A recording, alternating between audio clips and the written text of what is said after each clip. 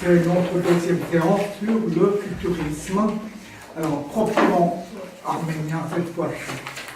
La dernière fois, j'ai abordé le futurisme sur le plan international, puisque c'est un mouvement essentiellement international, et puis son apparition chez les Arméniens de Constantinople grâce aux travaux de Réal Nazarian, qui lui-même ne se présentera plus comme futuriste. Et donc, en revanche, dans le Caucase, notamment en Géorgie, en Arménie, la situation sera très différente. D'abord, c'est le futurisme russe qui vient en quelque sorte au Caucase. Et d'abord dans les années 1909, 10, on a 12, enfin jusqu'à 1914, il y a dans la presse arménienne pas mal d'articles concernant ce mouvement, dans la mesure où les futuristes russes sont extrêmement actifs et ils ont déjà fait plusieurs publications et de ce fait, ils constituent un peu les principales figures du futurisme. Alors, on fait bien la distinction entre futurisme italien et futurisme russe. À un moment donné même, les futuristes italiens se présentaient comme tout à fait indépendants du futurisme italien. En réalité, il y a eu des échanges, un échange, c'est-à-dire que les futuristes russes ont connu les manifestes de Marinetti, qui ont été déjà traduits. Il y a eu plusieurs traductions d'ailleurs en Russie. Ouais. En Russie. Et d'ailleurs, Marinetti va faire un voyage à Saint-Pétersbourg et à Moscou au mois de février 1914. Donc l'accueil sera mitigé, car il y aura certains futuristes russes qui s'opposeront à Marinetti, notamment sur la question de la guerre. Il faut dire que c'est le point qui cloche, qui clochait et qui faisait que nombre de ces admirateurs étaient en même temps réticents.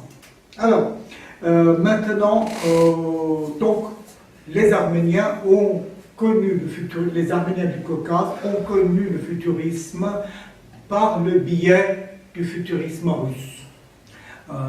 Ça veut dire qu'ils n'ont pas lu les textes en italien, évidemment. Et même les traductions ont été faites en passant par les traductions russes. Car les manifestes ont connu une traduction russe à l'occasion de l'arrivée de Marinetti, c'est-à-dire en 14, mais certains étaient déjà connus dans la presse littéraire russe. Alors, donc,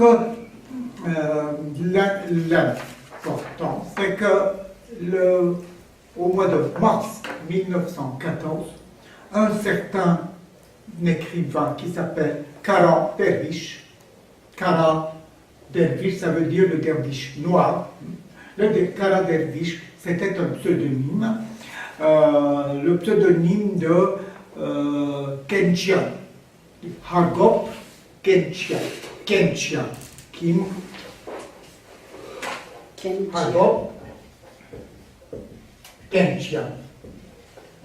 Donc, qui avait pris le pseudonyme de Kara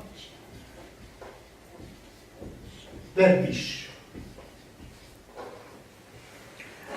Et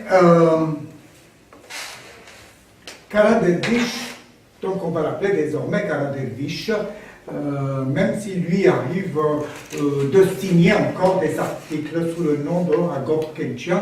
D'ailleurs, à un moment donné, il emploie ce pseudonyme et d'autres.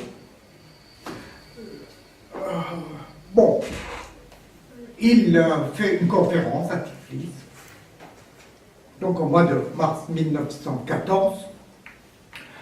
D'ailleurs, presque au lendemain d'une conférence de Varanterian, à Tiflis même.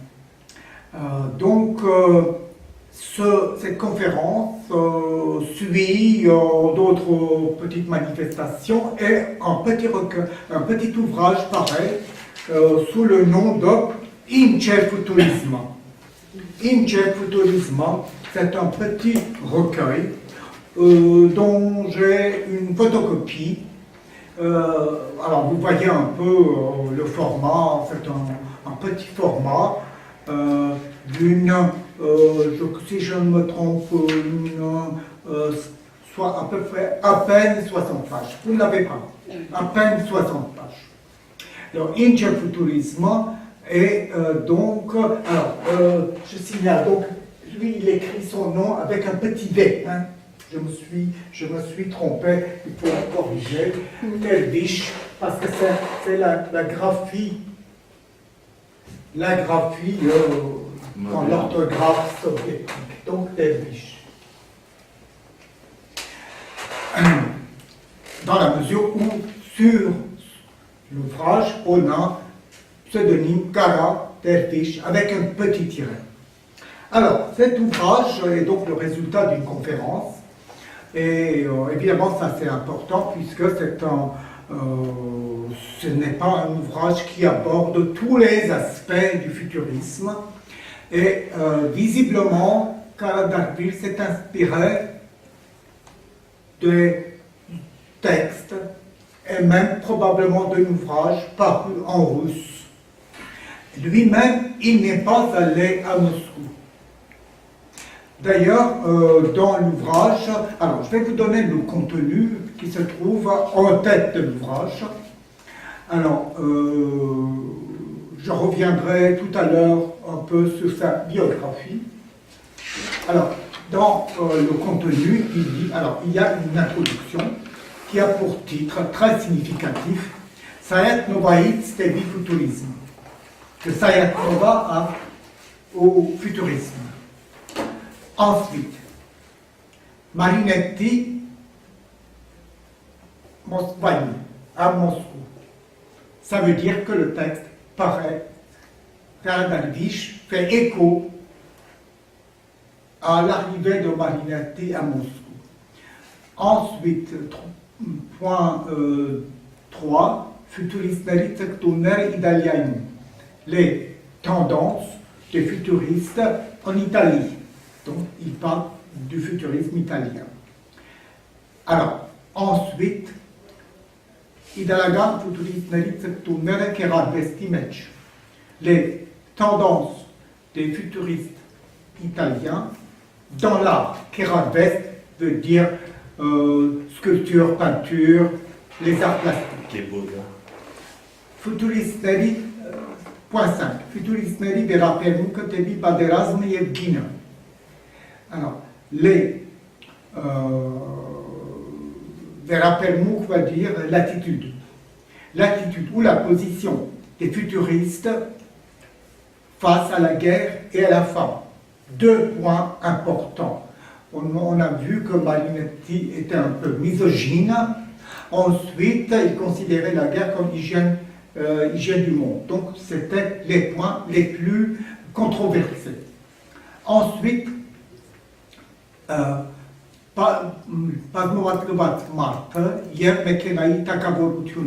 l'homme multiplié et le royaume de la machine. Allusion au contenu techniciste du manifeste, du premier manifeste. Je signale. Et la machine, l'homme multiplié et la machine. L'homme multipliait, et le royaume de la machine. Ensuite, futuristna et symbolistna, c'est-à-dire les futuristes et les symbolistes. Là, c'est une étude des relations entre les symbolistes et le futuriste. Un autre point, Nietzsche et les futuristes. Nietzsche et les futuristes.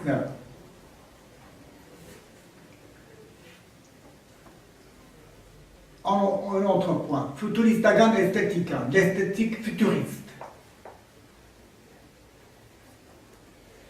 Futuristagan negarchutsuna, la peinture futuriste. Futuristagan hierachutsuna, la musique futuriste. Et Vertimhrost, ça veut dire conclusion. Conclusion. Alors, évidemment, c'est un ouvrage qui a fait couler pas mal d'encre, mais restait relativement inconnu. Et jusqu'à maintenant, jamais repris et réédité. J'ai prévu une édition des œuvres de Karl Darwish, et il y aura, entre autres, Inche Futurisme dans cette édition. Alors, qui était Karl Darwish ou Hagop Kenshan? Il était né en 1872 dans le Crimée, dans une colonie arménienne de la Crimée, et en 1894, il était venu approfondir ses études en arménien au séminaire d'Etchmiadzi. Mais évidemment, il n'entre pas dans la carrière ecclésiastique, et visiblement, il ne rentre pas non plus chez lui à Stavropol, il était né à Stavropol, et il va désormais devenir instituteur dans les écoles arméniennes en Géorgie, surtout au début dans les provinces, notamment Tsarlutkur. Tsarlutkur, dans la zone de Akhaltsakha, et Tsarlutkur est connu jusqu'à maintenant parce qu'il y a un très vieil, un vieux manuscrit dans ce village, gardé jusqu'à maintenant par les villageois qui ne veulent pas naturellement le céder. Ils considèrent ce manuscrit comme un bien du village, plus comme miraculeux. Donc, il est aussi instituteur à Tsarlutkur, mais très vite, il déménage, il s'installe à Tiflis. Déjà en 1910, il est à Tiflis. À cette date, il collabore au journal, le journal le plus important de Tiflis, qui était Meshach. Meshach était un journal déjà publié à Tiflis depuis 1892, par d'abord l'école Artsuni. Donc il collabore avec des chroniques théâtrales. Il s'intéresse beaucoup au théâtre, il fait des chroniques théâtrales.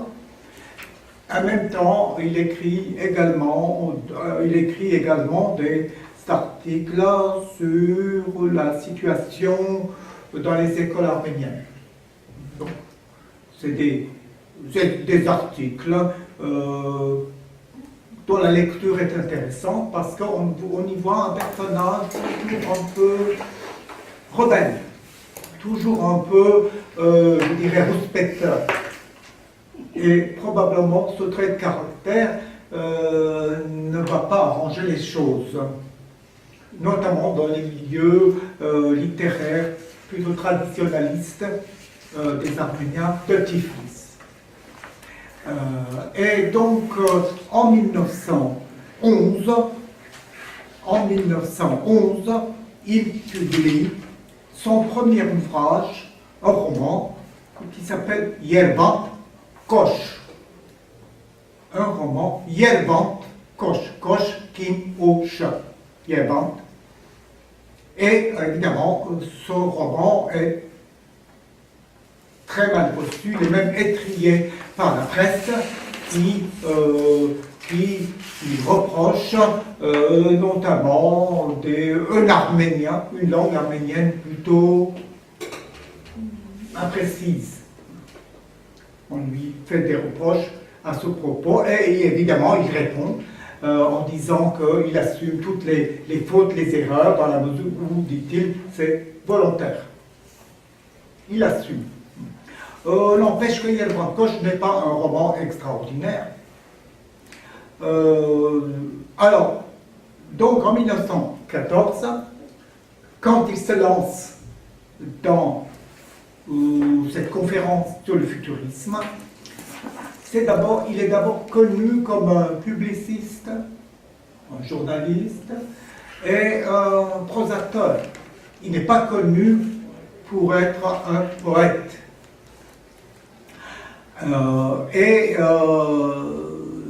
Donc en 14, avant, pendant et après la conférence, jusqu'au mois de mai, juin, apparemment, il ne se montre pas, enfin, il n'assume pas le futurisme comme un mouvement auquel il aurait adhéré. Quand la presse parle justement à son propos du futurisme arménien, lui il dit, mais non, je ne suis pas futuriste, mais un jour je le serai. Mais étrangement, dès le mois de juin, dès le moment où son opuscule paraît, et apparemment il assume, et le point le plus important, c'est qu'il va commencer à publier des cartes postales, des poèmes sur cartes postales. Ces poèmes sur cartes postales, il y en a une dizaine, et c'est exactement comme sur une carte postale avec une photo du personnage qui est reproduit. Voilà, par exemple. Vous avez une carte postale, c'est de la collection Noural. C'est lui. De la collection Noural. C'est assez rare dans la mesure où Karadarvish a donné pas mal de ses textes et même des ouvrages à Zabel Yesayan. Quand Zabel Yesayan a fait le voyage en Arménie en 1900, si je ne me trompe, 25-26. Elle a fait un voyage et évidemment, comme tout le monde allait voir Karadarvish, c'était une figure, elle a dû rencontrer Karadarvish, qui lui a remis justement un certain nombre de ses publications, notamment Ince Futurisme, qui me semble le seul exemplaire sorti de Tiflis à ce moment-là. Je n'ai pas rencontré d'autres. Alors, voilà un texte, une carte postale qui date de 1914. Alors, évidemment, la carte postale n'est pas datée. Vous avez derrière, évidemment, l'adresse, avec une partie pour la correspondance, là où il y a maintenant l'étiquette de la bibliothèque. Ensuite, vous avez la photo de Karadarvish, avec un chapeau comme ça, genre oriental. Et puis vous avez un poème. Ensuite, en bas de la photographie, vous avez un petit texte de lignes. Je n'ai pas pu retrouver le contexte de ces deux lignes. Apparemment, ça fait partie d'un texte dont on n'a pas encore trouvé, j'ai pas encore trouvé la trace. Alors, cette publication, il y en aura plusieurs. Mais oui. Pardon. Il a donné à Essayan tous ses livres, ça. Ce dont il disposait. Voilà. Et puis, elle, quand elle est partie en Arménie, elle est arrivée avec elle. Elle est revenue. Avec... C'est son premier voyage en Arménie. Plutôt, c'est son second voyage en Arménie. Zabel Essayan a été une première fois à Tiflis en 1916. D'accord. Quand elle n'était pas encore, il n'avait pas encore été proche des communistes. Une deuxième fois, elle fait le voyage en 1925-26, dont elle va rapporter un texte qui sera imprimé à Marseille, si je me trompe en 1926 ou 27, qui s'appelle Prométhéos Azadakrva, c'est-à-dire Prométhée libéré. C'est un reportage sur l'Arménie, pour l'époque, déjà largement tendancieux. Et c'est donc au cours de ce second voyage qu'elle a dû rencontrer. Rien n'empêche qu'elle ait déjà rencontré Kara Darwish lors du premier voyage, mais on n'a pas de traces. Mais comment vous avez eu ça? C'est où les papiers de Zabel Essayan? Alors, maintenant, on a la chance. Kara Darwish est mort en 1930. Et heureusement, tous ces papiers, je suppose que c'est sa forme, ou peut-être quelqu'un qui était le légataire de ces papiers, les a fait parvenir en Arménie, aux archives nationales. Et d'après ce que j'ai appris, dans les années 60, quand on a constitué le musée d'Yerichecha, non pas la bibliothèque, plutôt la bibliothèque d'art et de littérature, vous savez, derrière le musée. C'est dans le même immeuble que le musée, sous la place de la République. Derrière. Et ces papiers sont atterris là. Toutes ces archives, heureusement, car apparemment c'était un homme qui gardait tout ce qu'il avait publié, notamment les numéros des journaux dans lesquels il y avait ces articles. Et maintenant, certains journaux de cette période ont des numéros manquants.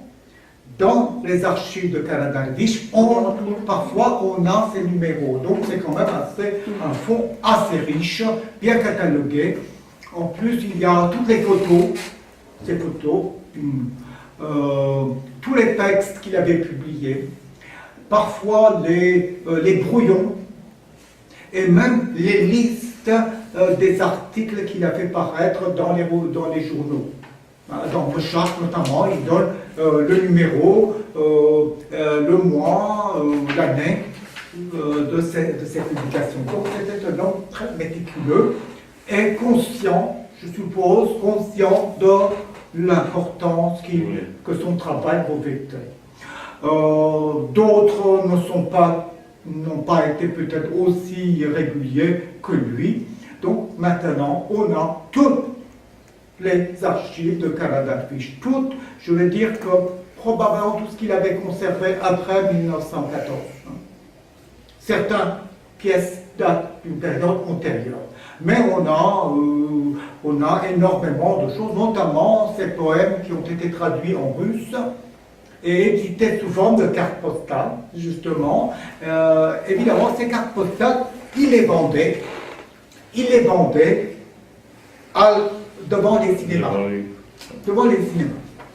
Alors, on a un témoignage important signé par Constanzarian, qui était également proche de Kara Darwish. Il y a même une petite correspondance entre Kara Darwish et Constanzarian qui date des années 20. Et dans son ouvrage qui s'appelle Antortoyevich Chopin, Le voyageur et son chemin, qui est paru d'abord dans le mensuel Heidenich en 1927-28. Donc c'est un ouvrage important de Zarian, probablement l'ouvrage le plus important de Zarian, qui rend compte de son voyage en Arménie et de son séjour en Arménie, car Zarian a séjourné en Arménie entre 1922 et 1924.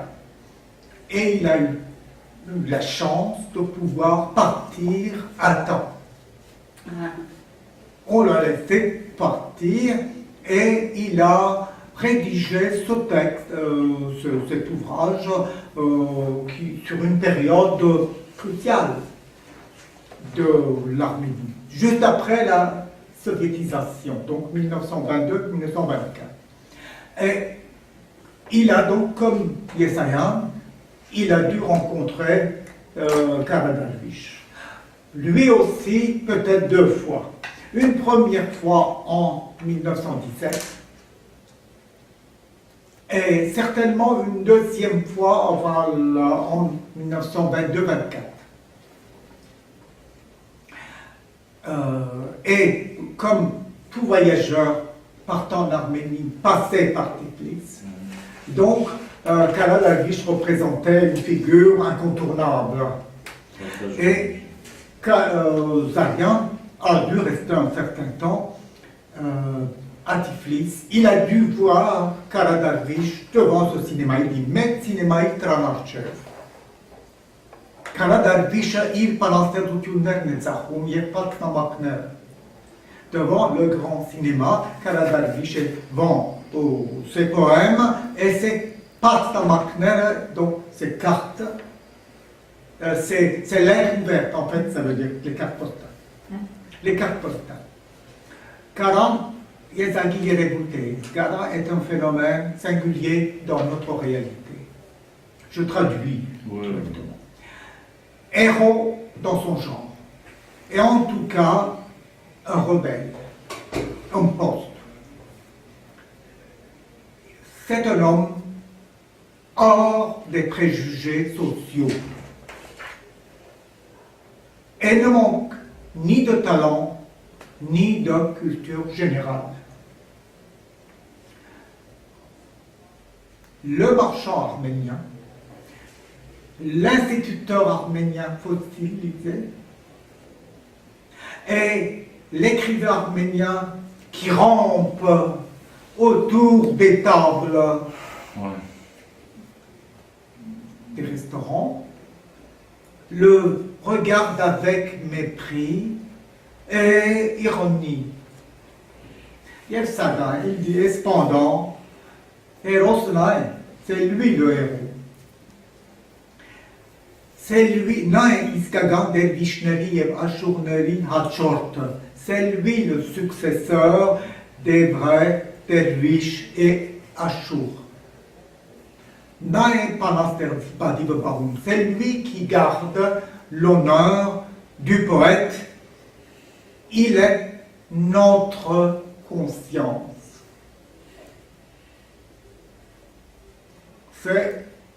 Alors, il y a ensuite une petite description du personnage. Car Terkestani Kampetatsev Voskinerov Husvat Mikhail Khargov. C'est le fameux chapeau entouré de. Ce chapeau est conservé au musée. Il y a un chapeau. Voskinerov Husvat Mikhail Kharg. Metz Verargo Mousserin, vous avez la photo. Tchermak Shahi Kakat, avec une chemise blanche. Chaque anarchiste Naïoumé, il regarde très tranquillement. Il y a dit quelqu'un à la Tchargou, mais il propose ses livres. Dans la gamelle, les étrangers, chaque domaine, il y a non. Pour aussi anguna, il y a l'électragan lampari de Shkoul Louis Nemaroun, il y a la lampe au coin de la rue, il y a la lampe électrique. Il y a Garaï Kalkhagi Boskiner à Païloumen. Et les lampes du chapeau. C'est des pièces. Des fausses pièces, peut-être. Brillent. comme les têtes des miniatures. Tae Neshanapane. Là aussi, c'est un. Alors, Neshanapan, c'est un mot d'ordre, ou un symbole. Voilà. Cette présentation de Zarian est une présentation, l'une des rares présentations faite par quelqu'un qui l'a vu on peut dire, au moment où il est en train de vendre dans les cinémas. Et d'ailleurs, cela est confirmé, le fait qu'il vendait ces cartes postales est confirmé par une carte postale.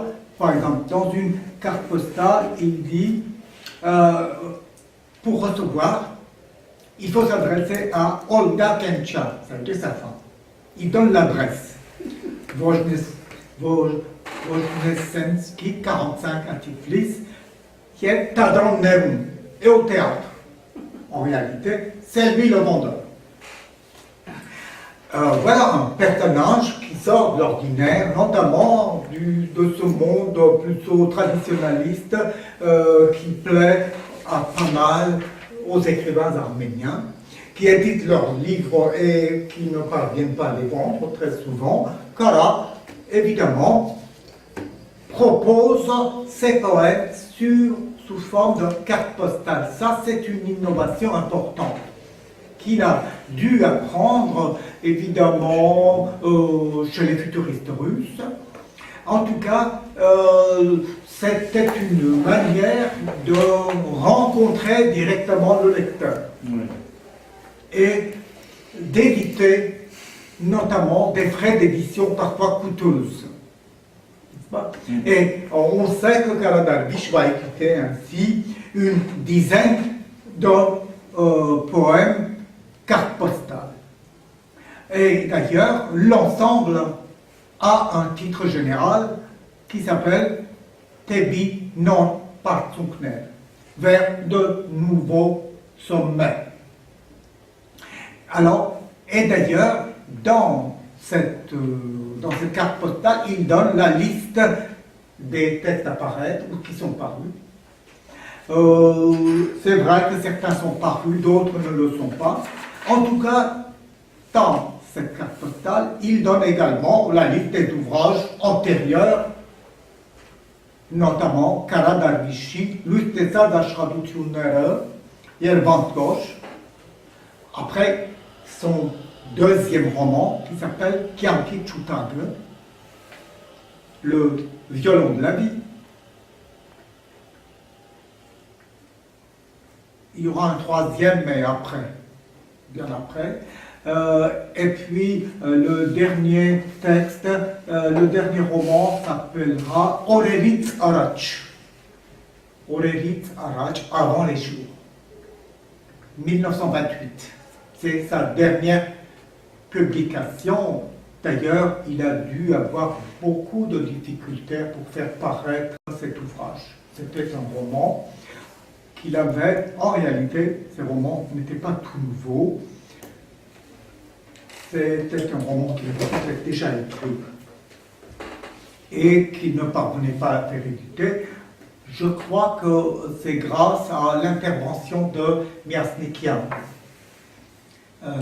que l'ouvrage a été donné à une imprimerie, n'est-ce pas, et que finalement il est paru bien après la mort de Miasnikian. Je sais que, apparemment, d'après les recherches que j'ai faites, Karadarvish a dû être l'instituteur de Miasnikian. Car quand Miasnikian est mort dans un accident d'avion en 1925, Karadarvish a écrit un article nécrologique et où il parle justement de son élève. Donc on voit bien qu'il y a eu une relation de maître à disciple, et c'est probablement Miasnikian qui a dû. D'ailleurs, il y a une lettre où Karadarvish s'adresse à Miasnikian en lui demandant son aide pour la parution de cet ouvrage. Je suppose son nom comme ancien futuriste ne plaisait pas du tout aux nouvelles autorités, notamment à la censure, et on ne voulait pas éditer l'ouvrage. Alors l'ouvrage, d'ailleurs, il dit que c'est un ouvrage qui porte d'avant la Révolution. C'est la raison pour laquelle Aurélit Arach, avant les jours. Oui, avant les jours. Avant les jours. Ça, c'est son dernier texte. Alors, Karel Darwish, après 1914, donc après cet opuscule sur Ince Futurisme, il va maintenant s'engager totalement dans le futurisme et notamment organiser ce qu'on appelait des soirées. C'était une pratique qui se faisait en Russie, mais aussi qui était courante en Russie, mais en même temps en Italie. Les futuristes organisaient des manifestations, des rencontres publiques, on lisait, on faisait des déclarations fracassantes, et donc il y a des soirées. Ainsi, on trouve dans la presse, notamment les publicités concernant les soirées organisées. On voit qu'il fait des tournées. Il fait des tournées dans les principales villes du Caucase. Il va à Koutaïssi, ensuite à Bakou, donc, mais pas en Arménie, à ma connaissance, pas à Yerevan. Donc il n'est pas allé en Arménie. Non, parce qu'à l'époque, Yerevan n'était pas une ville culturellement avancée pour ce genre de choses. Alors, oui. Pardon. Miasnikian, il était le maire de Tiflis ou de Yerevan après? Il est mort à Tiflis dans l'accident quand l'avion... Oui, mais il était le maire Garakabeder de Tiflis. Non, Miasnikian était le secrétaire du Parti communiste. C'est ça. C'est ça. Protecteur. Il était accompagné de deux autres personnages, dont l'un était particulièrement mal famé. Et on dit qu'en fait l'attentat visait l'autre. Oui. Enfin, bon, mais on sait que c'est un attentat. Mais oui. Bon, c'est pas notre propos, simplement, Karel Darwish donc entreprend une véritable carrière de futuriste. Il s'implique dans cette doctrine, dans cette voie, et en 1916, il fait des tournées, et lors de ces tournées, il fait des conférences. Il y a une conférence qui s'appelle Arebelk, l'Orient comme source, Arebelk, Iprev, Arthur, Keravesti, Kradamka, pour de l'art et la littérature. L'Orient. En pleine guerre, il fait une conférence. Voilà, j'ai fait. Il fait la conférence en pleine guerre.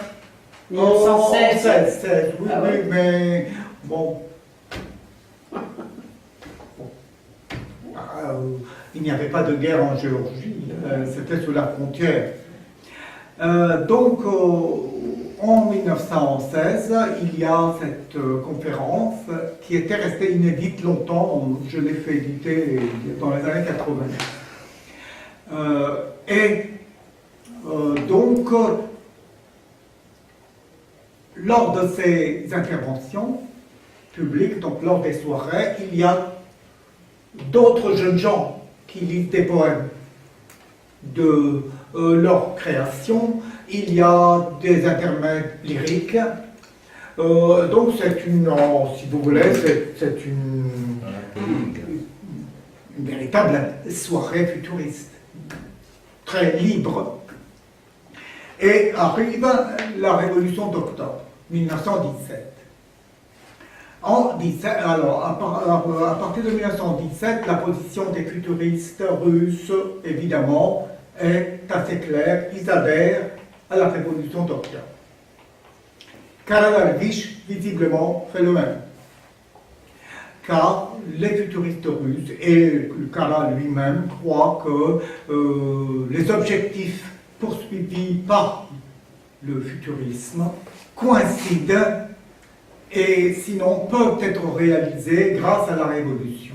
C'est la période où Mayakovsky, Khrouchtchev et d'autres, les futuristes russes, adhèrent et apparemment à ce moment-là apparaît ce qu'on appelle le Komfut, c'est-à-dire le futurisme communisme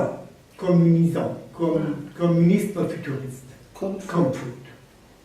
Et je ne vais pas insister là-dessus, notamment dans le futurisme russe.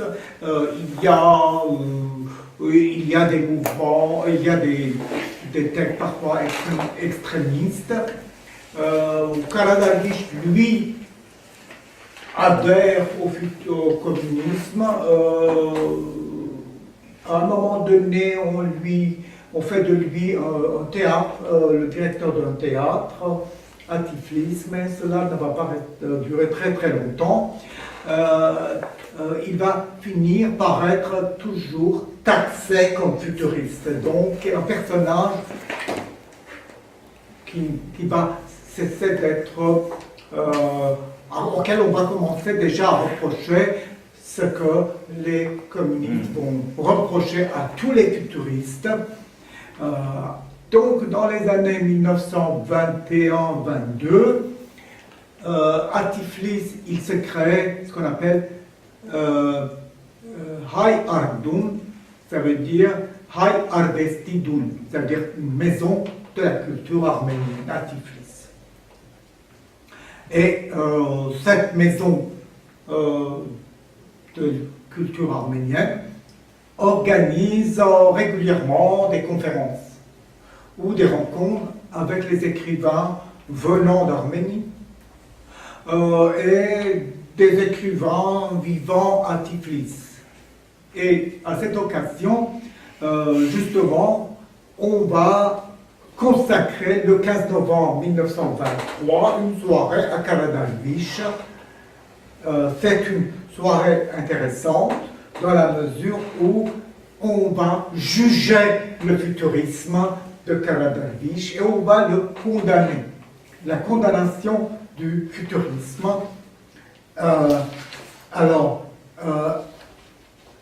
Le texte de la condamnation, enfin, vous savez, c'était un petit jury. Il y avait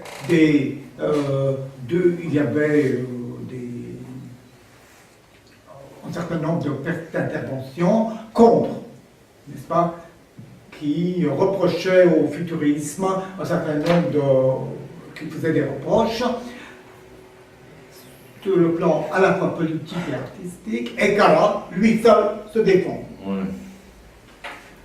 Alors, on n'a pas un compte-rendu détaillé de cette conférence, de cette journée du 15 novembre 1923. On a néanmoins le texte de la condamnation du futurisme arménien, et je vous donne quelques points intéressants, parce que ça fait partie du discours traditionnel anti-futuriste qui se met déjà en place, et qui sera fatal aussi pour le futurisme en Arménie, du temps de Tcharek. Alors, premier point, il y a 7 points. Je vous lis le premier point. Le futurisme est un courant littéraire international, rétrograde, condamné, comme l'est l'ordre bourgeois qui lui a donné naissance. Point 2. Jusqu'à la Révolution d'octobre, l'aile russe du futurisme a été l'une des branches du futurisme européen, adaptée au milieu national russe. Donc, le futurisme mouvement international, ensuite le futurisme russe, c'est seulement, point 3, c'est seulement après la victoire de la Révolution d'octobre que le futurisme russe a apporté sa contribution au mouvement révolutionnaire. Donc, allusion à l'adhésion des futuristes à la révolution. Et se trouvant face à un dilemme, il s'est adapté, c'est-à-dire le futurisme russe, s'est adapté au nouvel ordre en tant que courant littéraire intellectuel par nature. Il a été incapable de devenir l'expression immédiate des vécus de la classe ouvrière. Un reproche important, c'est un mouvement intellectuel qui n'a, dont l'art, évidemment, n'est pas l'expression immédiate de la classe ouvrière. 4 points. Point 4. Dans notre régime prolétarien, le futurisme post-révolutionnaire ne jouit que du statut de compagnon de route de la révolution. Voilà la notion d'intérêt important. Les futuristes russes et forcément les futuristes arméniens seront et resteront des compagnons de route. Dans notre réalité paysanne ouvrière, il n'y a pas de terrain réel pour son développement.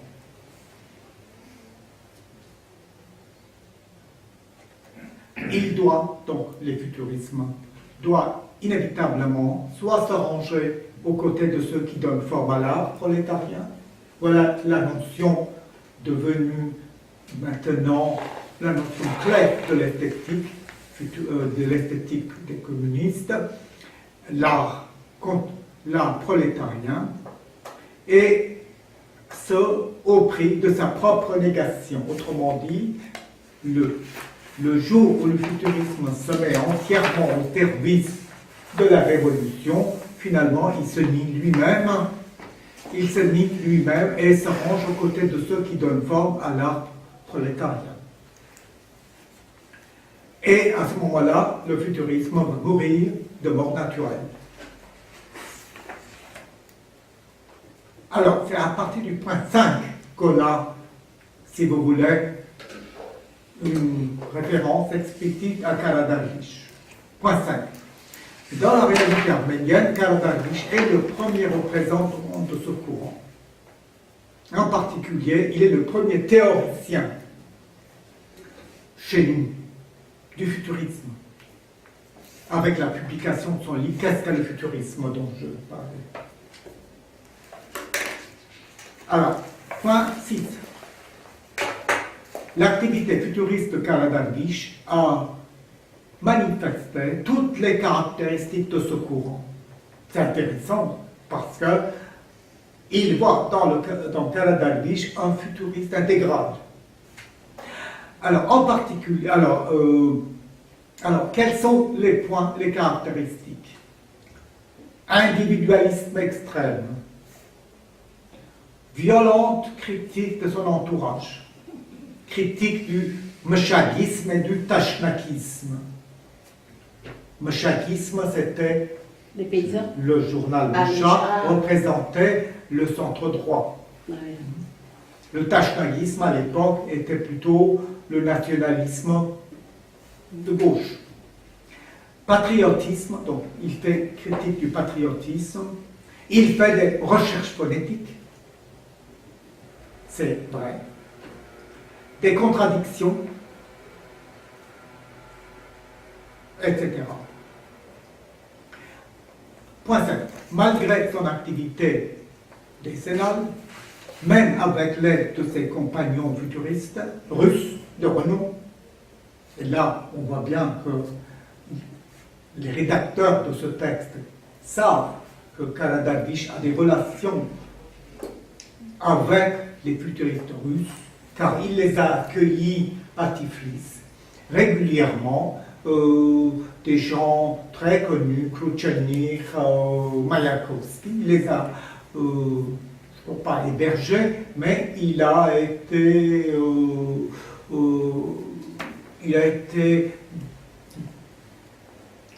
parmi, dans toutes leurs manifestations publiques. Et il y a aussi une chose importante, Mayakovsky a fait un portrait de Karadarvish en 1914. Ce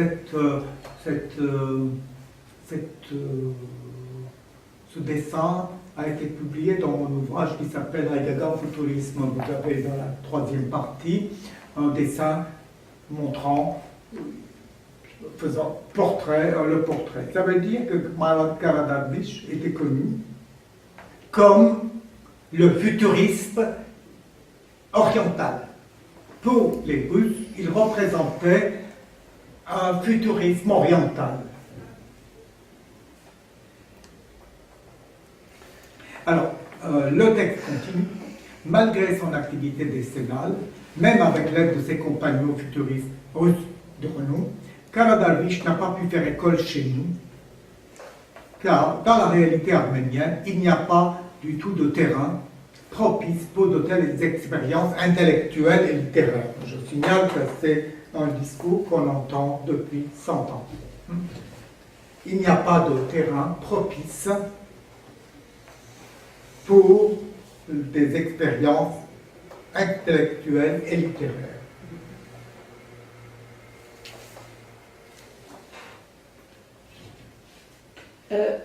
Alors, ça continue. Évidemment, il dit, par exemple, ils disent Karadarvish et les échantillons de l'œuvre futuriste de ses fils spirituels resteront les échos intellectuels du futurisme russe chez nous.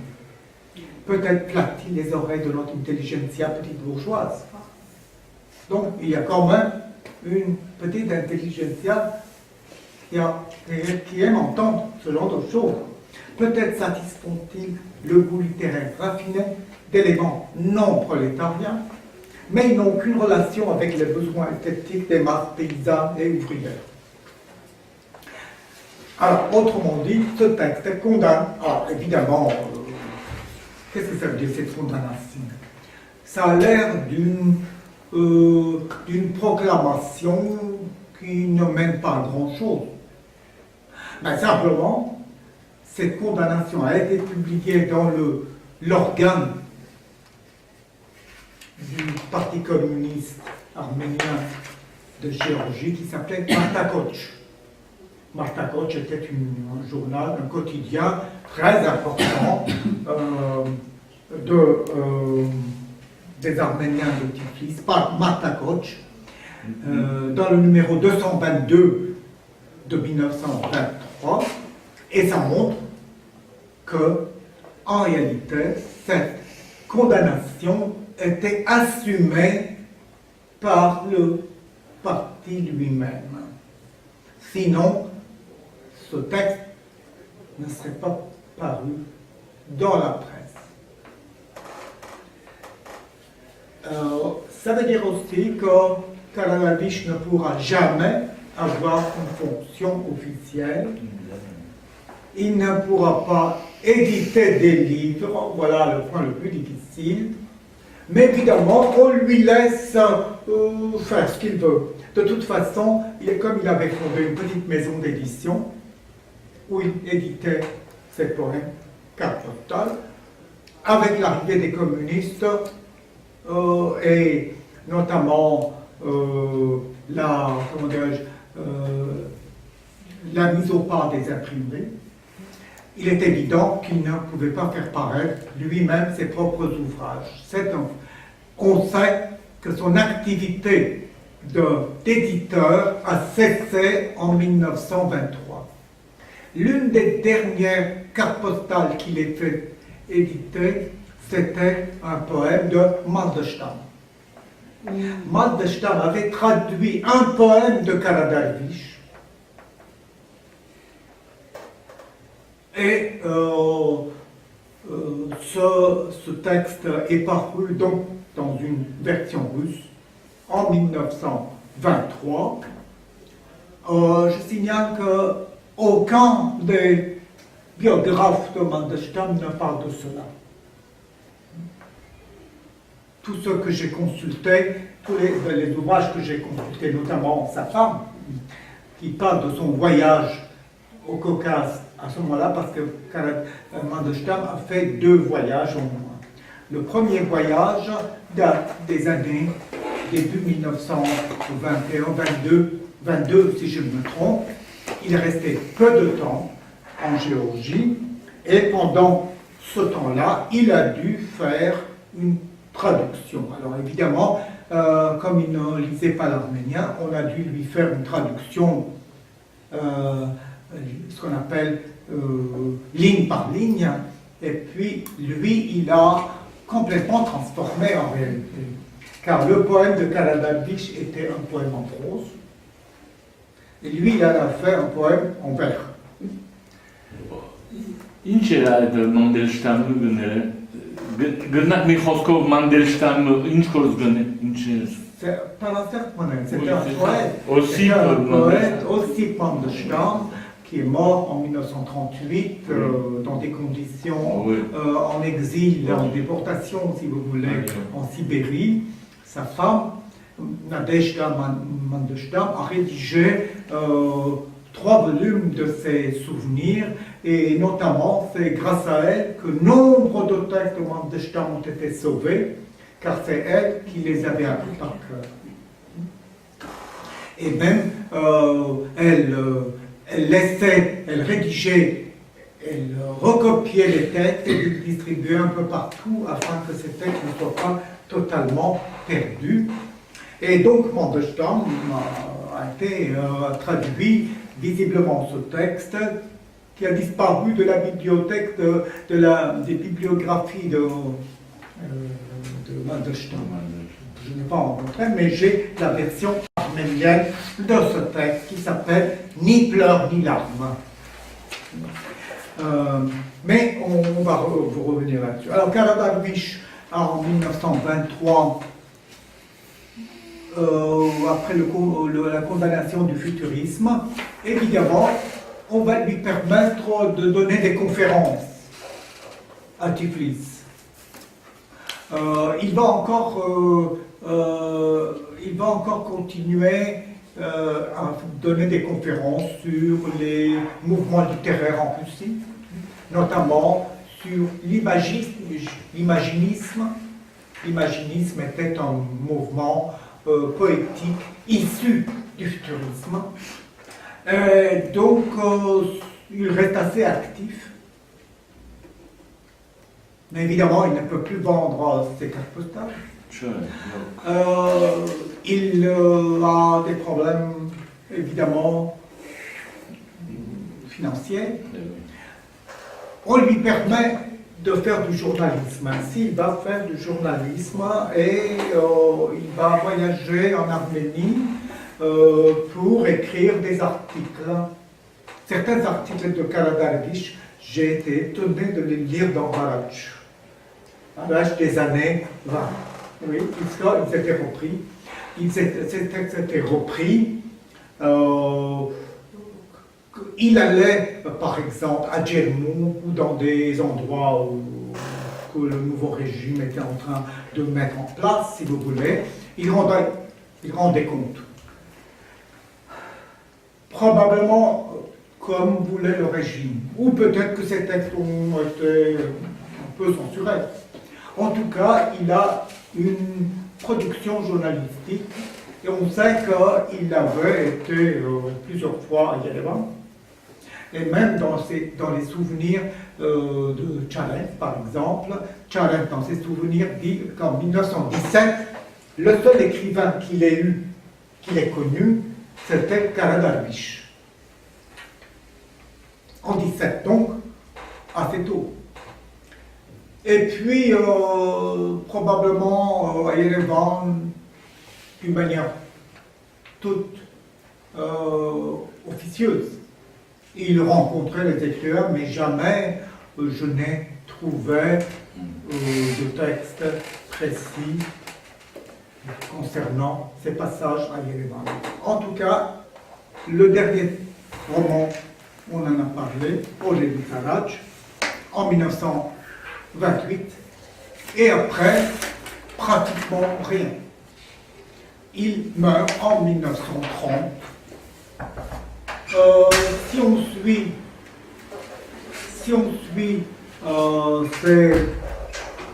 les données de son carnet, car il a, pendant les derniers mois, apparemment, il a recopié tous ses poèmes dans un cahier, et les derniers textes qu'il a consignés dans ce cahier deux poèmes sont particulièrement noirs et tristes.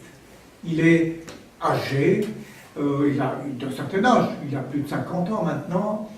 Pour l'époque, il se sent en tout cas vieilli. Et puis, il a des problèmes financiers, il n'a pas de retraite. Il écrit plusieurs fois des lettres aux autorités pour pouvoir bénéficier d'une retraite en Arménie, puisqu'apparemment en Géorgie, on ne lui donnait pas.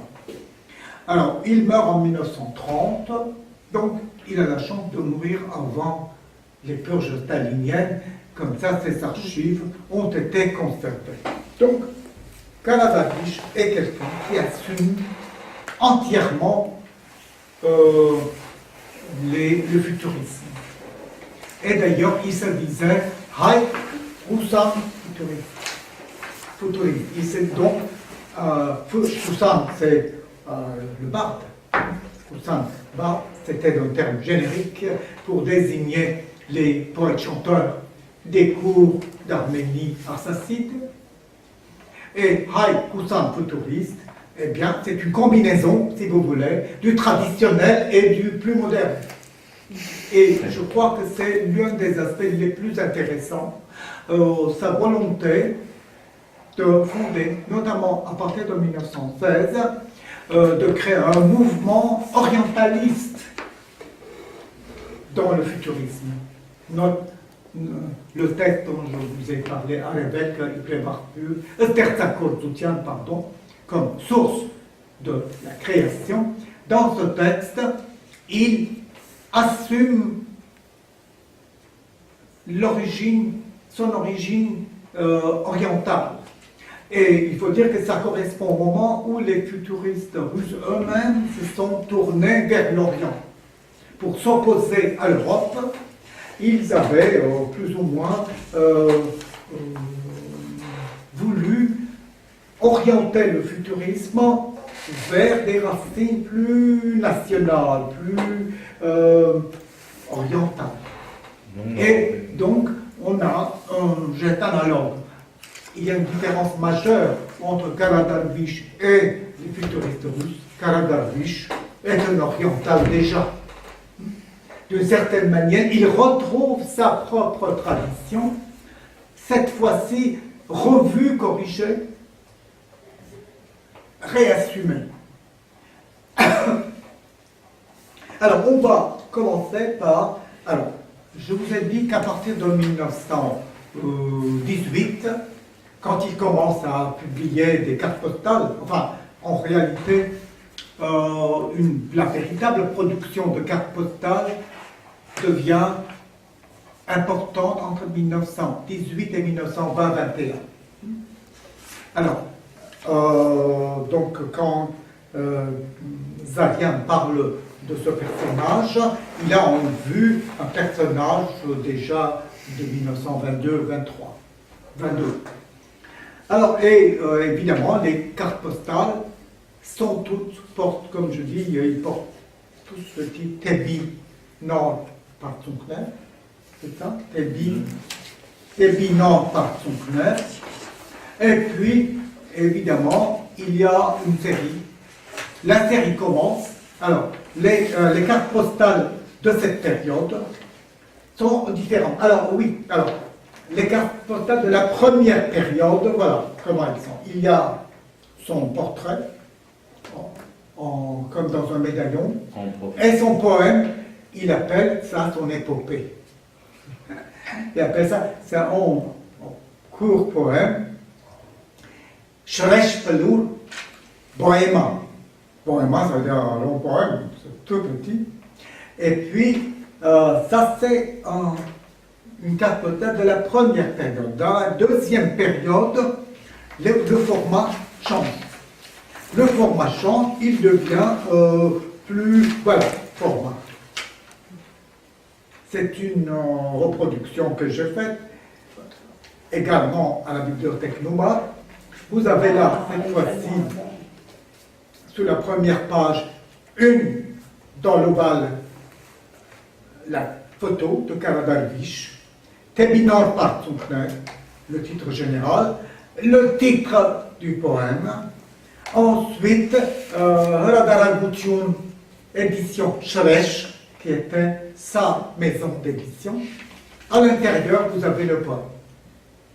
Ah oui, d'accord. Donc c'est quatre feuilles.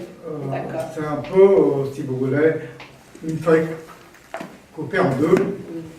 Et donc, c'est sous cette forme-là qu'il a fait paraître la majorité des cartes postales de la période 1918-1922. Alors, le premier de la série s'appelle Ovenjes. Shresh je pense que tu as demandé Shresh. Pardon, Shresh. Shresh, c'est Moxet Relati Kovagratka. Shresh Palou, c'est mythique Pambane, Dermane. Jeb, raste la Panutia Mechgan. Shresh, Pulskmane. C'était une herbe. Shresh Palou, là aussi il y a une volonté de se plonger, se référer au passé antiquisant. Par-delà, évidemment, le christianisme. Alors, Ovenjes, vous êtes, qu'est-ce que vous êtes? Oui, mais yes, c'est arrivé là, il y a une typologie. Alors, la langue de Karadarvish est un peu spéciale. Ah, C'est un peu spécial. Non, l'autre. Ovenjes. Ah oui. Ingensakrution. Alors, je fais, car il y a eu deux versions. La première version a été publiée en 1918 en revue, dans un journal. Dans un journal dont l'éditeur était, si je me trompe, Kianka Hinheromeagan Janabari, l'auteur, c'était une enfance arménienne. Totovent. Totovent était l'éditeur et c'était une revue qui s'appelait Heilenik. Et il a fait paraître le texte, Totovent a fait paraître dans Heilenik. Alors c'est Ovenjes. Pourquoi? Ça c'est la première version. Elle porte le sous-titre Ingensakrution, ma biographie. Car il y a une deuxième version, la version sous carte postale, il y a un changement capital. On verra tout de suite. Ce changement capital, alors,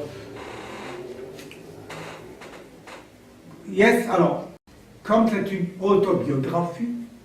autobiographie sommaire,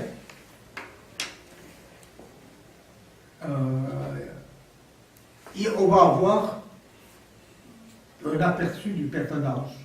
Le texte est écrit à la première personne. Yes, Sarorami Yeras Goden. Astrer, alors, je suis un rêveur fantasque. Un rêveur fantasque. Sonorami, chimérique, ayant une pensée chimérique. Astrere Yeblusinnen Yeraz. Les soleils, les étoiles et la lune sont mon rêve. Vous remarquez, dans chaque vers, il y a un tiret qui sépare les deux parties du vers. Et par ailleurs, c'est un vers libre, totalement libre. Alain Walt Whitman. Pourquoi je donne le nom de Walt Whitman? Parce que Karadarvish avait fait des traductions de Walt Whitman qui sont restées inédites. Mais on voit qu'il avait appris chez Whitman cette forme de poème, où le vers est très proche de la prose. Et évidemment, le point que je viens dont je voulais vous parler, c'est la langue. Karadarvish a une langue mêlée de l'oriental et de l'occidental. Les deux sont un peu... Alors pourquoi ça? Parce que les Arméniens de Stavropol et de Crimée sont des Arméniens venant des Zouloum. Ah, donc il parlait occidental. Et donc, Ah, ils ont un dialecte proche des dialectes occidentaux. Ce qui fait que souvent, on a des textes de Karadarvish qui donnent l'impression d'être écrits en occidental. Et même ici, on a des points. C'est pourquoi il est important de ne pas lui reprocher sa langue, qui est une langue un peu tout à fait mélangée. Alors, yes, deuxième vers. pardon. Sa langue, elle est mélangée parce qu'il y avait longtemps qu'ils étaient venus d'Erzurum, là-bas. Oui, Et donc, mais- sur place, ils ont... Mais malgré ça, ils ont conservé. Oui, Ils ont conservé mais... le fond occidental. D'accord. Beaucoup de gens, d'écrivains, même originaires de ces régions, de Crimée, ont une langue, un arménien très proche de l'occidental. Anien Angumenverce եւ այլն, չէ։ Pas Chatine. Non, c'est des vagues venant après la guerre de 1877-78. Oui. Donc beaucoup de villages d'Erzurum ont été vidés de leurs habitants et sont partis s'installer en Crimée. Et donc, il n'y a pas que Karadarvish, il y a aussi Shoushani Kourinian, qui est une poétesse arménienne de la même époque. Elle écrit en arménien occidental avec le locatif en plus. Hein, n'est-ce pas? Il y a un mélange, si vous voulez. Il n'y a pas l'influence du Krapar. Mais, pardon, Le Krapar, est-ce qu'il influence Krapar, non. Non, Oui, j'ai cru non, que c'est déjà Krapar, parlé. c'est une langue C'est déjà parlé. C'est une langue parlée. Ouais. Simplement, il y a aussi une chose, c'est que il y avait des variantes de l'arménien occidental qui étaient limitrophes, si vous voulez, où les deux idiomes se mêlaient. D'accord. Par exemple, aronien. Quand vous lisez aronien, vous n'avez pas l'impression de lire d'un arménien oriental pur. Non, oui, c'est vrai. C'est un arménien mélangé. Pas nécessairement volontairement, hein. Mais c'est sa langue. Ça veut dire que les Arméniens qui étaient en dehors de l'Empire ottoman, en Géorgie, c'est oriental l'arménien. Ben, ça dépend. Ah, ça aussi Il y avait la région de Akhaltsakha, Akhalkala. C'est occidental aussi. Jusqu'à maintenant, Ah, c'est l'occidental. ah, Mettons de côté la graphie, hein. L'orthographe c'est autre chose. Hein. oui, oui. Mais ceux-là, ils sont originaires d'Erzurum. Et donc ils ont conservé l'occidental. D'accord. Et ceux de Moscou, eh ben, ils Ça, venaient, c'est différent. ça allait, ils Ça, c'est faisaient différent. des mélangés. Ça, c'est différent. D'accord, ça c'est Ça, c'est plus différent. loin.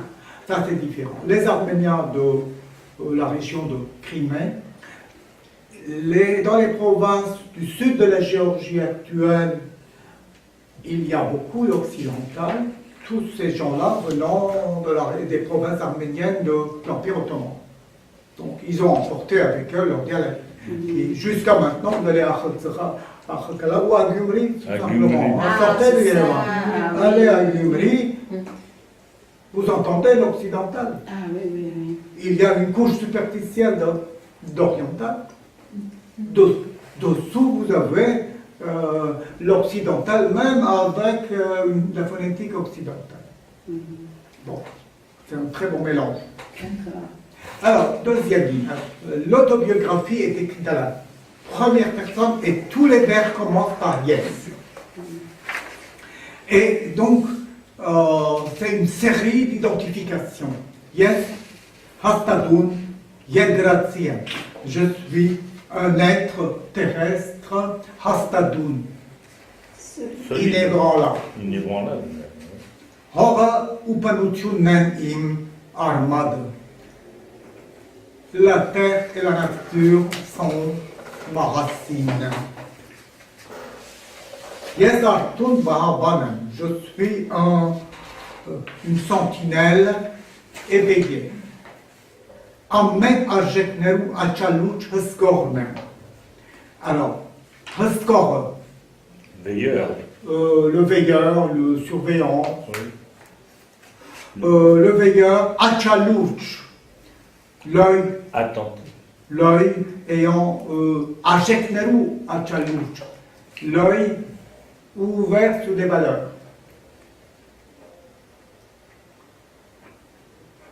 Ligne 4.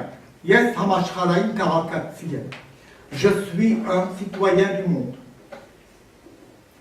Cet cosmopolitisme qui sera le reproche, Oui. le point le plus important des attaques des futuristes. Je suis un citoyen du monde. Ashra neim hayrenik. Le monde est ma patrie. Mais ça ressemble un peu à ce que disaient les communistes pour quand ils voulaient. Oui, sauf que au tout début, il n'y a pas d'opposition réelle entre les communistes de la période révolutionnaire. C'est petit à petit que les choses vont évoluer quand l'esthétique communiste, l'art prolétarien sera, ne pas évoluer, aura fixé, si vous voulez. Yes, Martin. Yes, Martin Munger. Je suis un homme, je suis homme, et l'homme est mon compagnon. Askagitz, mon compatriote. Compatriotes. Yes, satrap pernagalem. Je suis un satrape, un pernagal, Despote. un tyran. Tyran. Un tyran. Polor Gerzaborneri Parisetineri Tahijnen. Je suis le bourreau de tous les Hypocrite. Parisiens. et de tous les Gerzabor. Hypocrite. Hypocrite. Yes, Strugen. Je suis un esclave. Carmen. Je suis un L'agneau. agneau. Aravni Umanuk. Une colombe. Une colombe et un enfant. Polor Artadneri Jeshmardachosneri Rolnem Kamagadar. Rôle, c'est un mot oriental. Oriental. Persan. Les goules, les. C'est Gamagadar, c'est lui qui obéit à.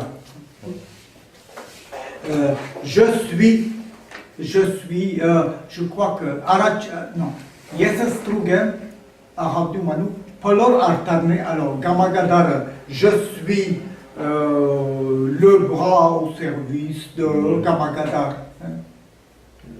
Et roule, c'est le cerf. Je suis le cerf de tous les hommes véridiques, Cheshmartachos, celui qui dit la vérité. Tout ce qui est le cool que c'est. Pardon. Alors, Yestashnatzaganem, C'est quelle année ça? 18? Voilà, Ah oui, 18. après, vous savez, Ah oui. Yestashnatzaganem. Ah, ça c'est dans la première version. Ah, Dans la version publiée, plus tard. il n'y a pas ça. Il a disparu. Il a disparu. En revanche, dans la version publiée en 18, donc un peu plus tard, il dit Yes, Koros ou Bat Askanazianem. Alors, Askanaz, c'était le personnage biblique dont traditionnellement les Arméniens croyaient qu'il descendait. Ashkenaz. Ah, Ashkenaz. Ah, De la Bible. La Bible. Complètement défendu. Étant donné dans la lignée de Noé, hein, n'oubliez pas Moïse Chorin, dans la lignée de Noé, eh bien Askenaz apparaissait comme un personnage biblique dont les Arméniens étaient originaires, étaient les héritiers. Pardon. Mais donc, je suis un Askenazien, fier et orgueilleux. Yagoukem Yassin, les deux en même temps. Alors, dans la version de Hayrenik, vous avez Yestashnak Tsagane. Et oui, qu'est-ce qui s'est passé entre les deux? ben, la République, elle a Non, c'est pas ça. Oui, mais en 18, les deux c'était en 18. Ah, les deux, Oui. Où Karadarevich était un opportuniste Oui, et pour se faire publier dans Heidennik oui, du temps de Totovens, c'est bon. il a écrit Yestashnatsagami et après il s'est ravisé, il a modifié le texte et cette fois-ci il a mis à la place de Tashnatsagan, il a dit je suis un descendant d'Ashkenaz. Toujours en 1918. Pardon? Ouais. Toujours en 1918. Voilà, tous les deux sont en 18, mais il y a quelques mois, si vous voulez, de Oui. différence.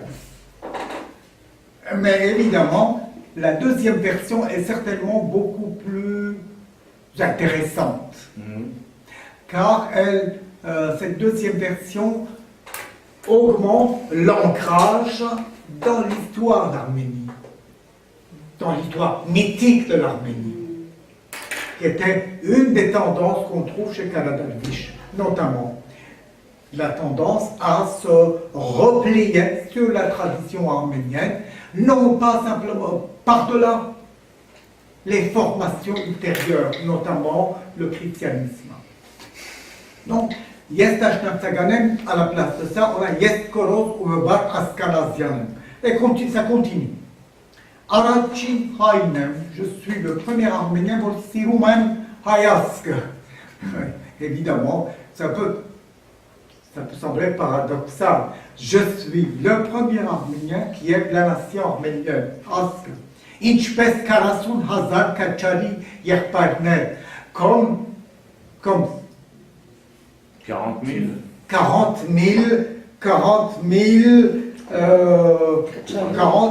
Courageux. valeureux, frères valeureux. Après, vous savez, même dans la version de la revue, vous avez Yespor Sheligen. Oui. Vous avez dans les deux textes. Donc, Yestashnatsaganem et Yespor Sheligen est une déclaration Ça va fort. strictement anarchiste en fait. Hein. Autrement dit, il s'en fout. Au lieu de déclarer qu'il était peut-être opportuniste, Karadarvish adopte toutes les positions. Il ne les trouve pas contradictoires. Yes, bolcheviken. Minchev Mazeris Zaire, jusqu'au bout de mes cheveux, comme on dit, démocrate, je suis un démocrate, socialiste. Yes, anarchiste. Je suis anarchiste. Mort, Vorot, éclair, et Gaïtzak. Vorot, c'est tonnerre, et Gaïtzak, c'est éclair. Polor Karatsun Neru Hamar, pour ou contre toutes les Karatsun, Les 40. pétrification. Ça, c'est un thème futuriste italien. Chez Marinetti, il y a également cette volonté de se rebeller contre tout ce qui est immobile. Vous savez, il s'en était pris à la beauté tranquille et immobile passéiste. Yes, maximaliste. Armaditemborgum hanum vor pertadze hanatsadze mashpadze. Alors, je suis maximaliste. J'arrache de sa racine tout ce qui est pourri, vieux et usé. Alors, vor pertadze, il faut dire inchor. Hein? Yes, futuriste. Hebar ou koros burkeru peshrohnen. Le peshroh, celui qui brise. Et Gourk. Peshroh. Gourk. Gourk.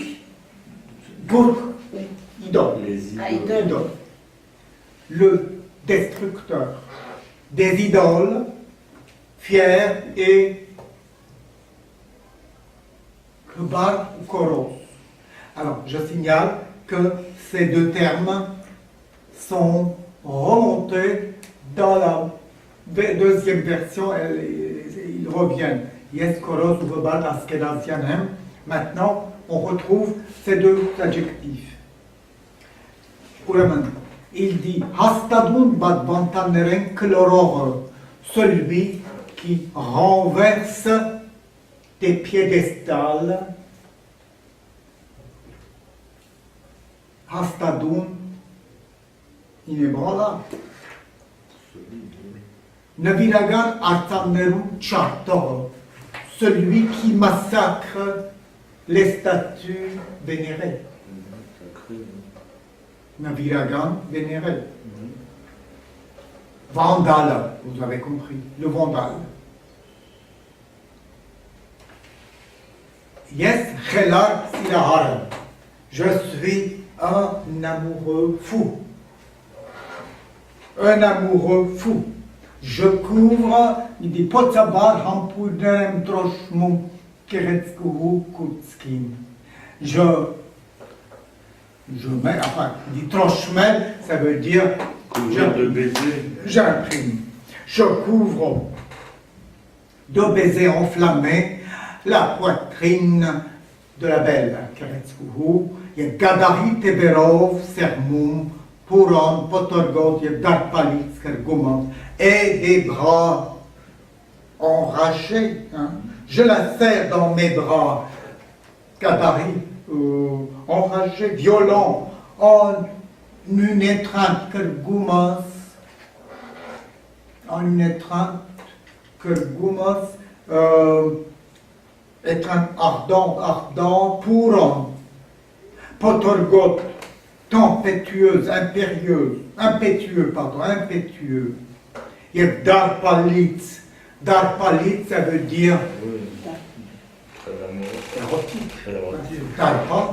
Darpak, c'est les roses. Darpak, érotique, amoureux. Je l'embrasse, la beauté d'une manière, la belle. Yes, Amenchan. Je suis tout. Yebochinchan. Je suis rien. Yes, Karadarvichna. C'est drôle. 4 janvier 1918. Évidemment, c'est un texte explosif, puisque cette autobiographie atomise toutes les positions qu'on peut donner ou que quelqu'un peut se vouloir adopter. Voilà un texte assez remarquable sur le plan esthétique. Bon, probablement c'est pas un chef-d'œuvre, mais cela nous importe un peu. De toute façon, des textes comme ça, ce sont des textes de proclamation, d'affirmation publique. Vous remarquez que jamais cette poésie ne se veut intimiste. Elle est une poésie urbaine, avec un côté déclamatoire évident. Mais évidemment, quand vous voulez parler au grand nombre, au public, forcément, il faut adopter un certain nombre d'éléments rhétoriques. Comme il le fait, cette façon de dire « moi je », qu'on retrouvera chez Charens d'ailleurs, hein, d'une manière aussi péremptoire que chez Karadarvish, dérivé du poète américain dont j'ai parlé, que Whitman, oui. Walt Whitman, dont la poésie est également une poésie déclamatoire et publique. Évidemment, nous avons un cas intéressant de la poésie futuriste. Ce qui manque ici, ce sont les recherches phonétiques. Les recherches phonétiques, Karadarvish va les faire, mais dans une série de textes des mêmes années, dont 4 poèmes publiés dans un recueil rarissime, où on a des textes également de ses amis futuristes géorgiens et russes. Il faudra que je trouve ce texte intéressant.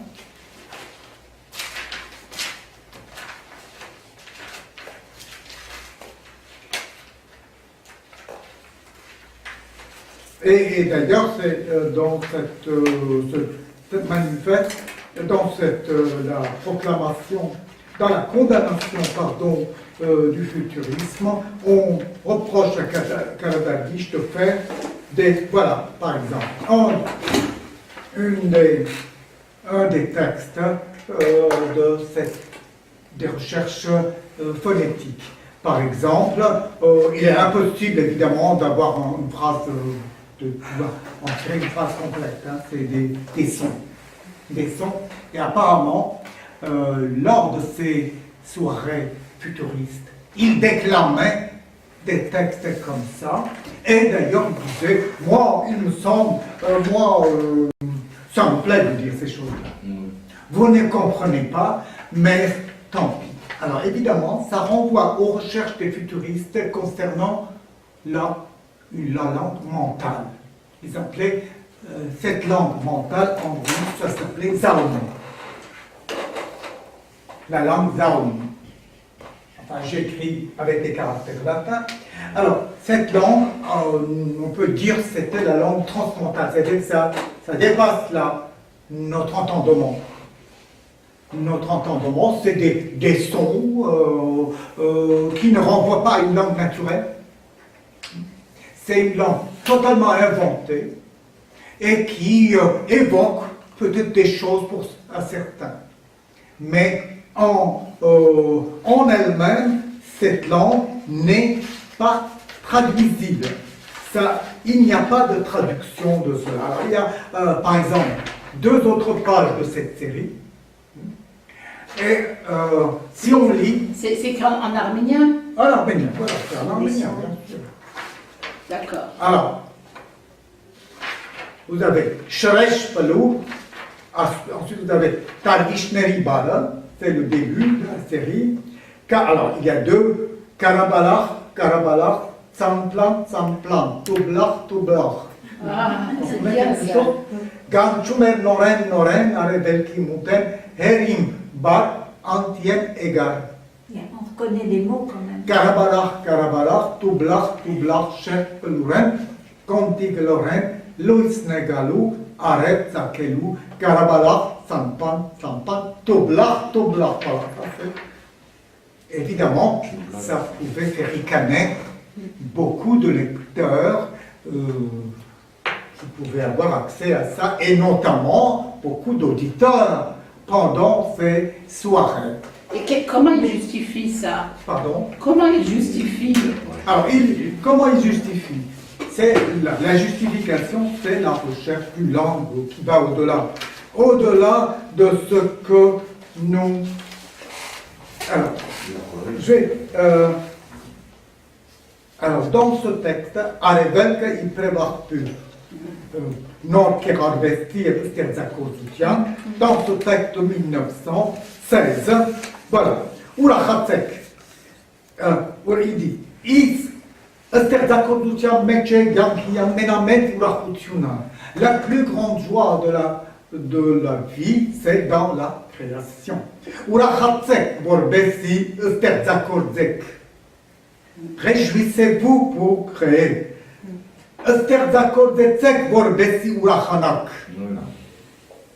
Créer pour vous réjouir, je dirais. Et Istorama, pour cela, Hargabore Azadel Mitka, Yemurera, Chigarelit.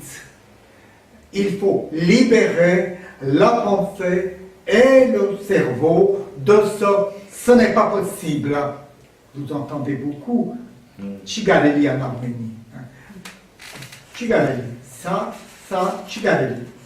J'en ai beaucoup entendu. Alors, Karabalach, Samplan, Toblach. Ça, c'est un mot zahreli.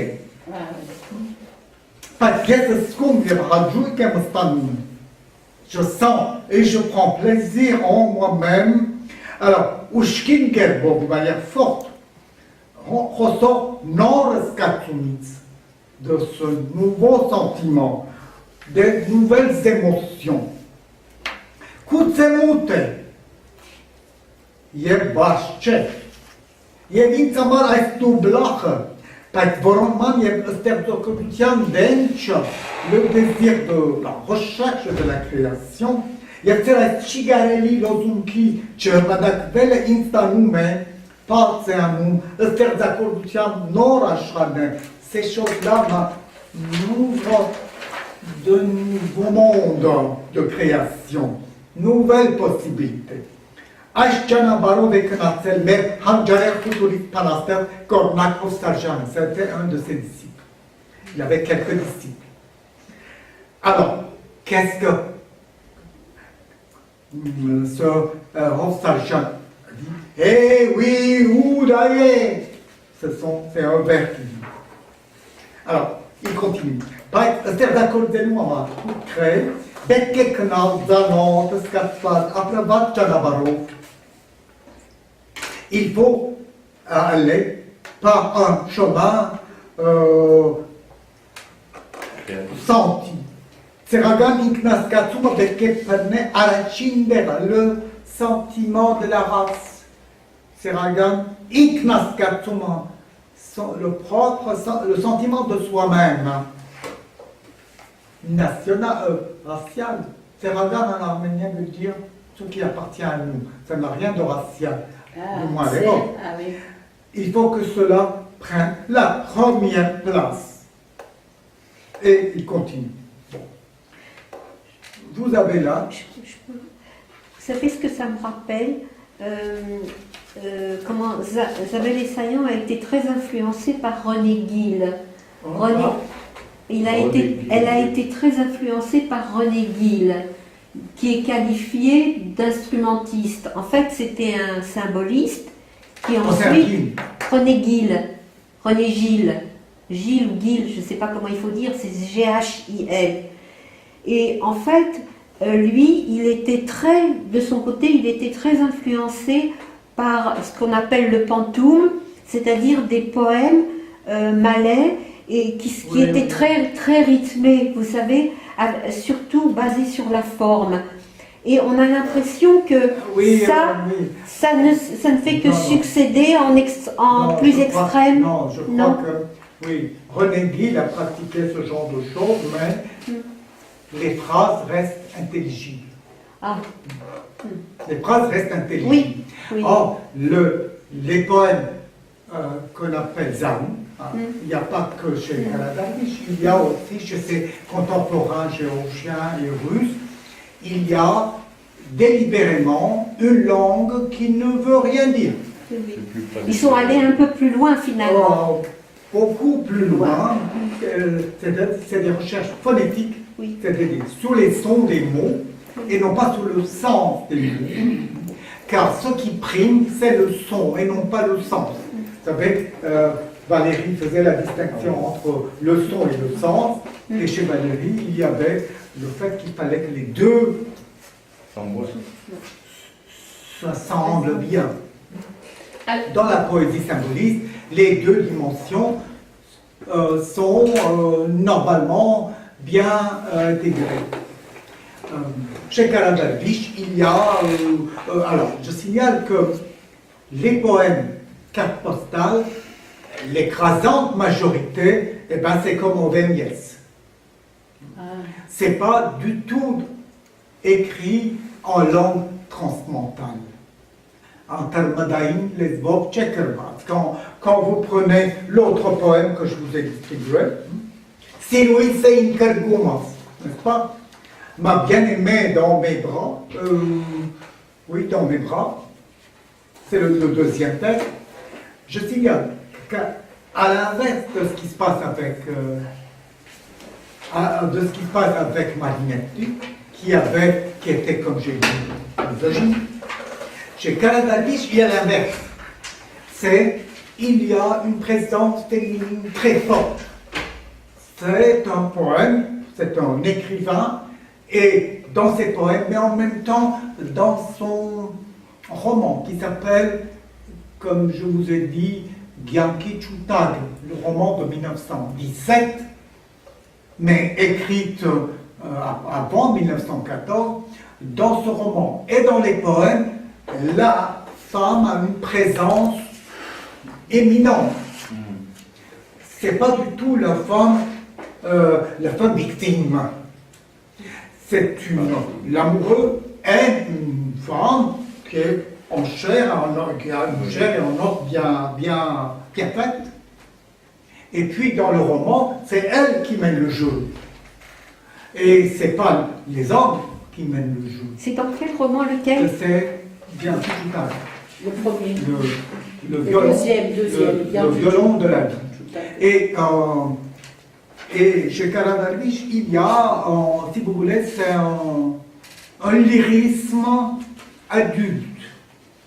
C'est pas du tout un lyrisme à la manière de Terrien.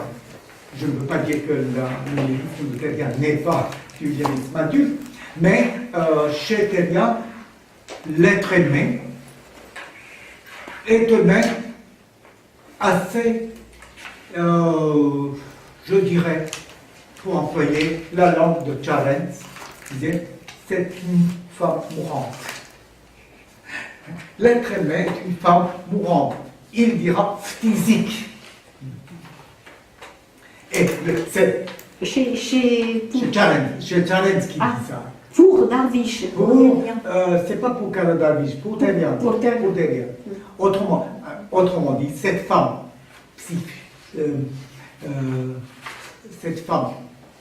qui souffre de tuberculose physique, symbole de la poésie. Elle est le symbole de la poésie. Alors que chez Karadarvish, la femme, ma bien-aimée dans mes bras, c'est une femme bien en chair.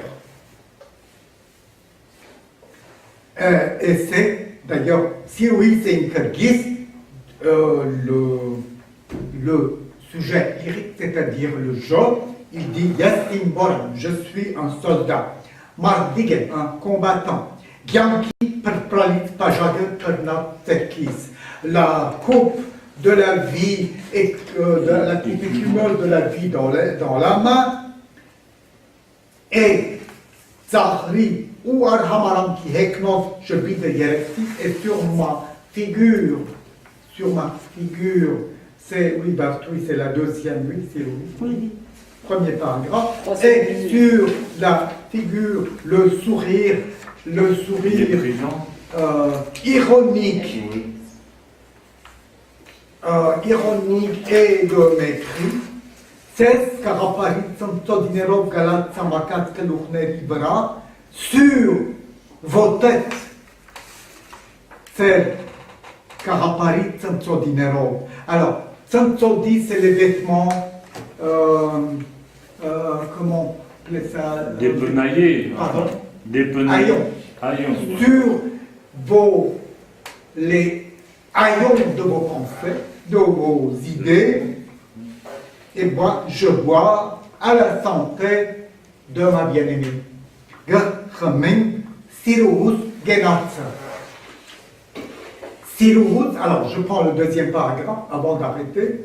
Siruhus Arad Avorch Marno Huzic Chit Heratzak Mazero Bargadze Me Barar Astreru Anamot Solumov Khorasani Ta Khalichai Vra. On a l'impression de trouver un tableau. Ma bien-aimée est étendue sur un tapis de Khorasan. Elle est étendue d'une manière presque anamote, voluptueuse, oui, avec les jambes nues. Les cheveux, Heratzak Mazerov, les cheveux. Éparpillés, défaits. Heratzak Mazerov, les cheveux en l'air. Oui. Déliés, les cheveux déliés. Alors, elle est présentée de la manière suivante. Elle a Arad, Arorch Marnov, un corps sain, et Arad, abondant. Oui. Charnu, Huzic, émouvant, Chid, dense. Alors, tous ces adjectifs renvoient à une femme qui est loin d'être la forme physique de la poésie arménienne traditionnelle. Et évidemment, ce faisant, Karadarvish contrevient aux déclarations, s'oppose implicitement au futurisme italien, qui jamais n'a abordé le thème de la femme, simplement par crainte de tomber dans le lyrisme traditionnel.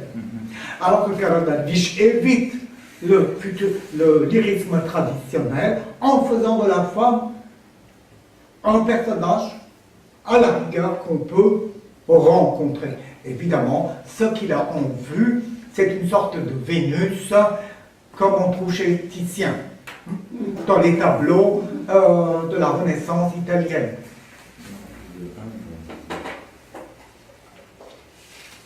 Est-ce qu'en Arménie, Pardon?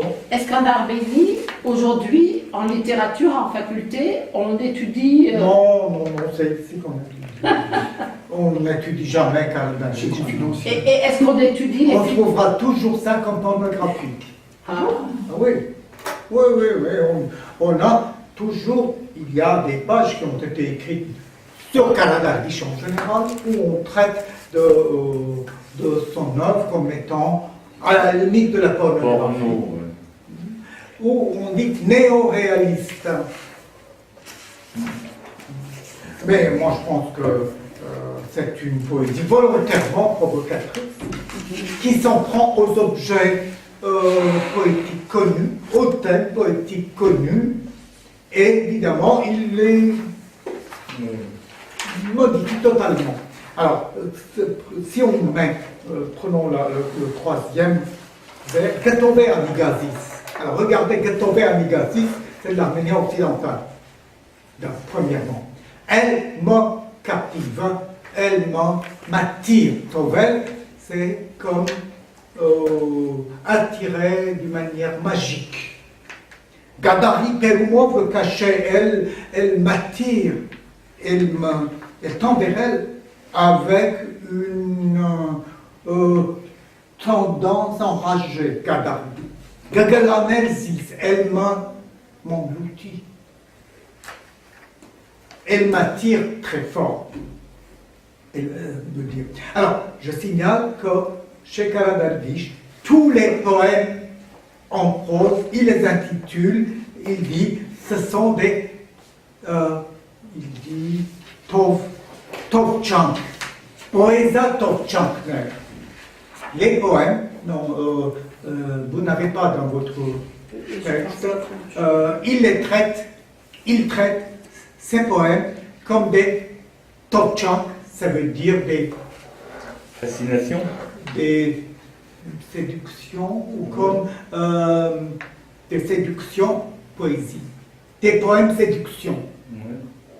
Ça veut dire qu'il y a dans le poème quelque chose qui ne relève pas justement de ce qu'on peut intellectuellement penser, qui renvoie à quelque chose qui est au-delà. Et évidemment, le au-delà, c'est dans la poésie phonétique, justement, la langue transmentale, qui essaie de dire quelque chose. Transmentale. La langue transmentale. Antat-Madaï. On va arrêter là notre étude de l'œuvre de Les surréalistes n'ont pas réagi à cet auteur. Surréaliste nere. Ah ben, les surréalistes. Mais entre les futuristes et les surréalistes, il y a certainement, de la part des Français, notamment, une volonté de les oublier ou de ne pas en tenir compte.